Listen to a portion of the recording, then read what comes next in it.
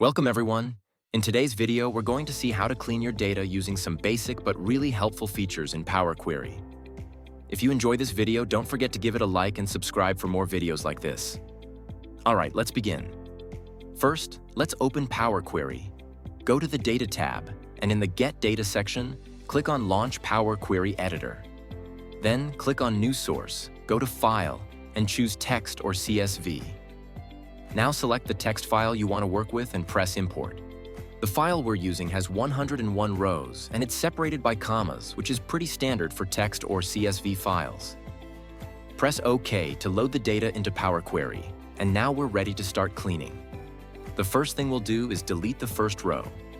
That one has the word Report, and we don't need it. So go to the Home tab, click on Remove Rows, choose Remove Top Rows, and enter number 1. Press OK to confirm. Next, we'll turn the first row into headers. To do that, go to the Transform tab and select Use First Row as headers. Now I want to create one column with the full name. Instead of adding a custom column, I'm going to merge the two columns we already have. So hold down the Control key and select both name columns.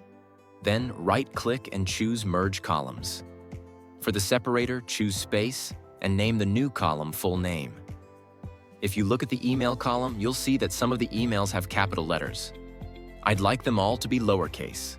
To fix that, just right-click the email column, go to Transform, and choose Lowercase. Now, I also noticed there's an extra space in one of the emails. To clean that up, we'll replace the space with nothing. Right-click the column, choose Replace Values. Type a space in the Value to Find box. Leave the Replace With box empty and press OK. For those of you new to Power Query, take a look at the applied steps on the right side of the screen. Every action we do gets recorded here, and you can always go back, remove a step, or rename it to make things easier to understand later. For now, we'll leave everything as it is and keep going. Next, let's work on the salary column. I want it to display as currency, with a $sign and commas. Click on the column, go to the Data Type drop-down, and choose Currency. By default, this uses the dollar format. But if you want to use your country's format, just right-click the column, choose Change Type, then click Using Locale. Pick Currency and then choose your country.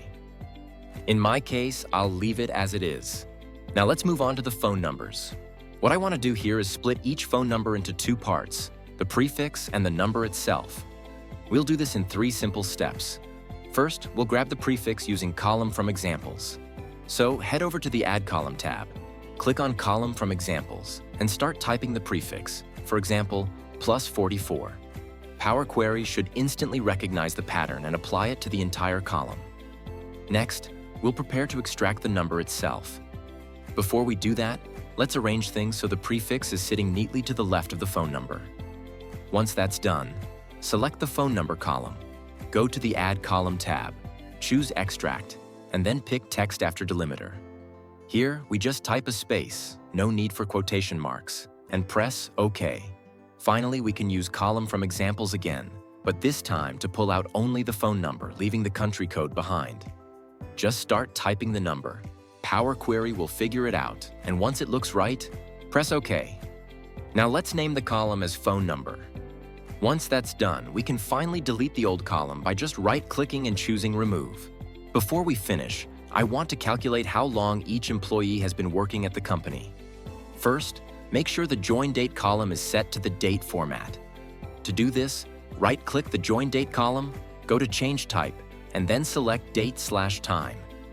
Now that this is done, go to the Add Column tab and select Custom Column. We'll use a simple formula to calculate the seniority of each employee. Type duration.days open parenthesis, and inside the parentheses, subtract the join date from the function datetime.localNow. This will give us the number of days each employee has worked. Review your formula. Make sure there are no errors and press OK.